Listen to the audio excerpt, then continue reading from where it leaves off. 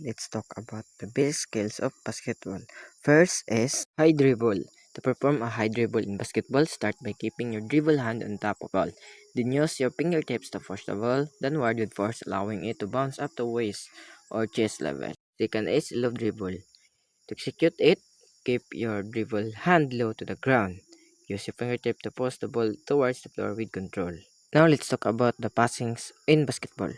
First is overhead pass. To perform it, grip the ball above your head, extend your arms fully upward, and release it with flicking motion towards your intended target while snapping your wrist downward for accuracy. Secondly is chest pass. To perform it in basketball, hold the ball at chest level with both hands and forcefully push the ball toward your teammate's chest or intended target.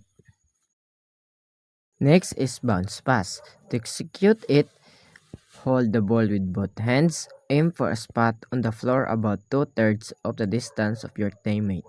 Pass by bouncing the ball off the floor to your teammate's chest or intended target. Next is behind the back pass.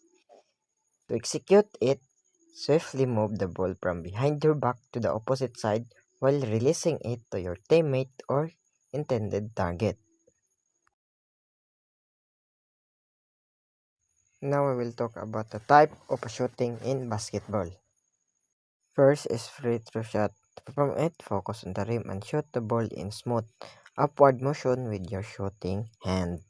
Next is layup. Approach the hoop, jump up 1 foot and gently release the ball off the backboard in the basket with your shooting hand. Lastly is circle shot. In basketball, involves shooting the ball in unconventional or acrobatic manner.